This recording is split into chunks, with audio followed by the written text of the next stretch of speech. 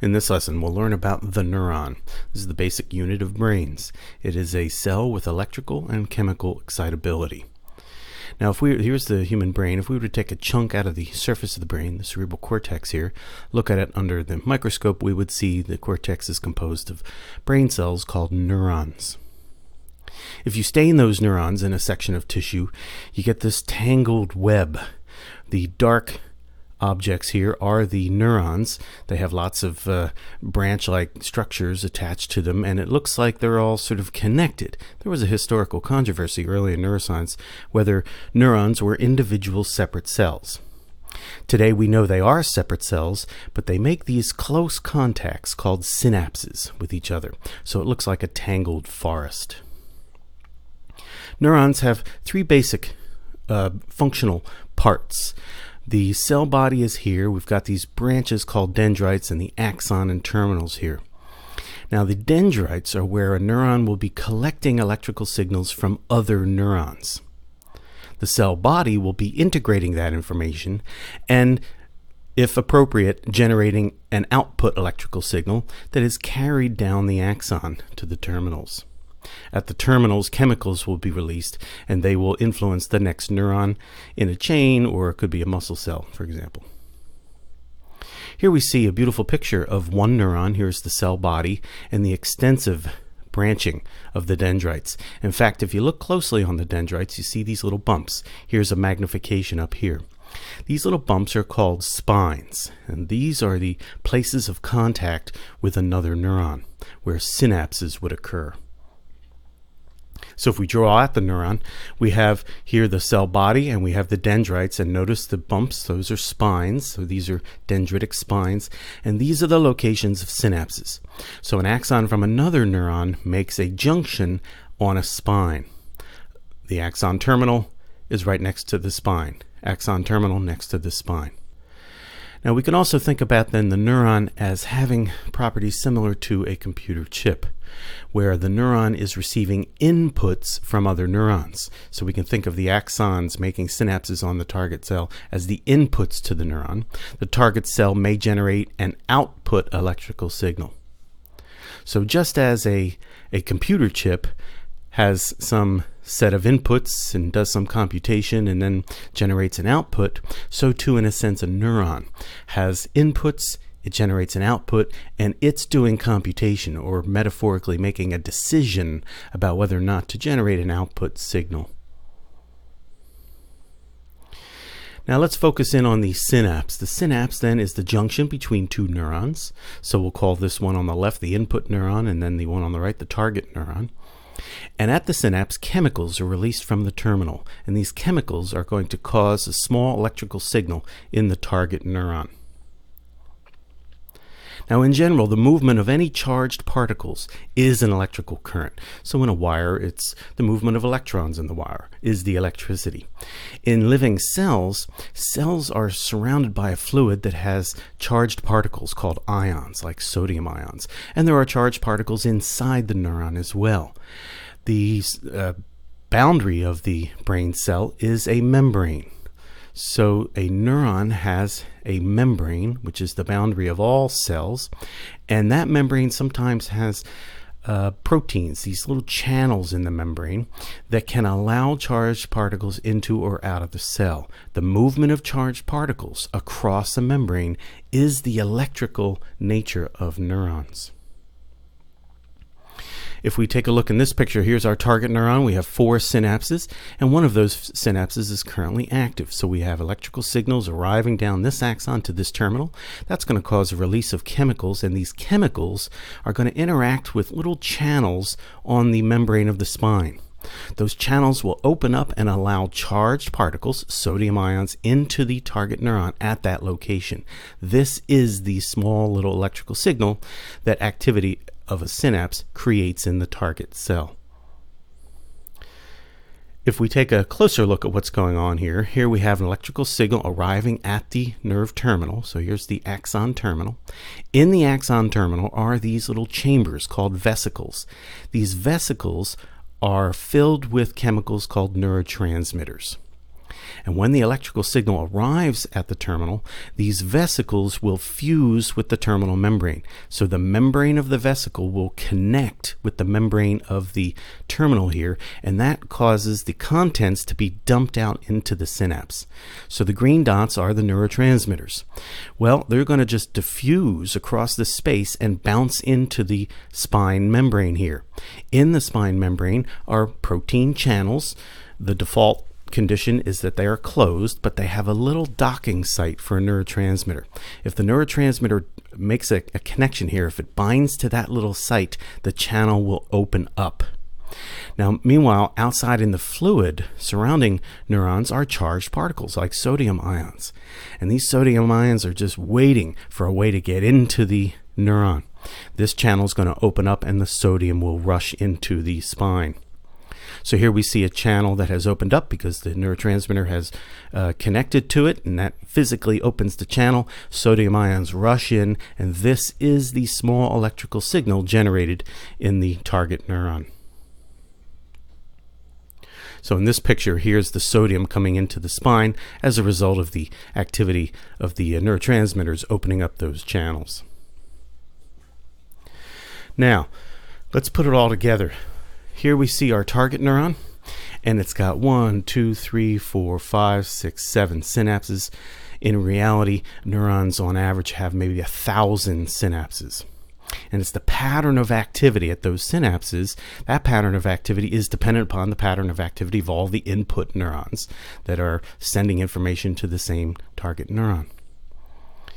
Now, activity at a synapse, we just saw where the chemicals are released, that's going to cause a small electrical signal at that location, in that spine, at that location on the dendrite. And we're going to use the little lightning bolt here as our icon for a small electrical signal. So wherever we have neurotransmitters released, channels are going to be opening up, charged ions go into the dendrite, we're going to have a small electrical signal. But if only a few of the synapses are active, the target neuron may not respond with its own electrical output signal. It's as if the neuron is saying, well, I just got a little activity, I'm not going to pass along that message. So we can identify a threshold amount of stimulation that the target cell needs in order to generate its own electrical output signal. Now notice in this picture then, the two blue synapses here are not active, but what if they were also simultaneously active with the green inputs and the pink inputs? Here again, we must have simultaneous activity at a larger set of inputs. That can then cause these small electrical signals to add up to a threshold value where the target neuron now generates its own output electrical signal. So we would say that because of the increased activity with a larger set of its inputs, the neuron has reached a threshold and it will respond. It's as if it's saying, well, I've got more activity in my input, so I'm going to generate my own electrical signal as an output. The output electric signal races down the axon, reaches the terminal, and chemicals, neurotransmitters, will be released to influence the next neuron or a muscle, etc.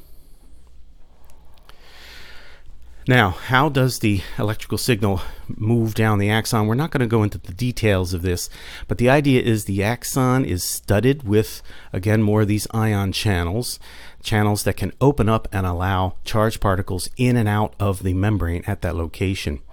And so what happens is if the neuron reaches threshold, so if we have enough electrical charges being generated at synapses along the dendrites, it triggers the opening of this set of channels here on the axon, and then kind of like dominoes tipping each other over, the opening of channels causes the neighboring channels to open, that causes neighboring channels to open, and you get this wave of channels opening up, each carrying ions across the membrane, and that disturbance is what the electrical output signal is. It's called the action potential, AP for short.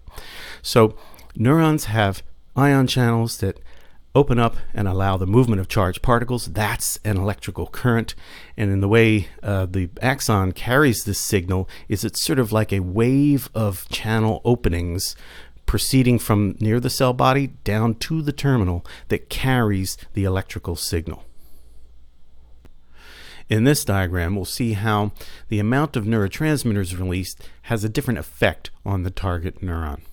In the top picture, we have one electrical signal arriving at the nerve terminal. Some number of vesicles will fuse, dump neurotransmitters into the synapse. Well, because it was only one electrical signal, a small quantity of neurotransmitters are released.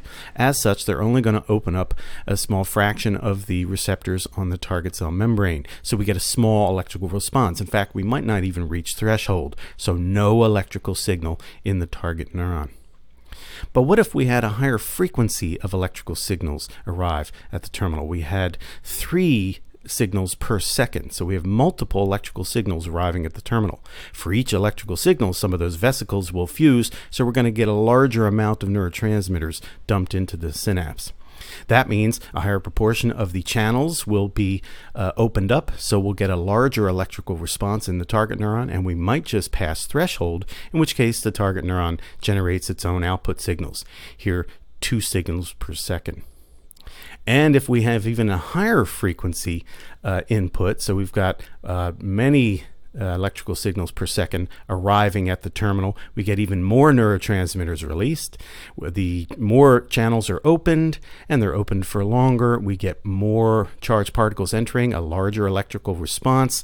We go way past threshold. The target neuron responds with a higher frequency output signal.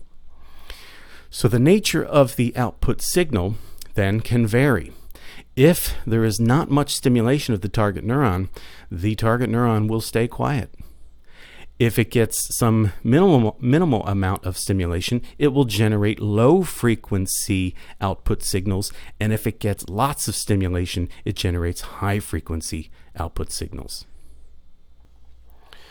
So in a sense then, a neuron is making a decision about whether to fire an electrical signal or not, and at what frequency. So much as a computer chip is making computations, neurons are making computations and then ultimately deciding whether or not to produce an output signal and at what frequency. Now, we said that a target neuron might have 1,000 synapses on its dendrites.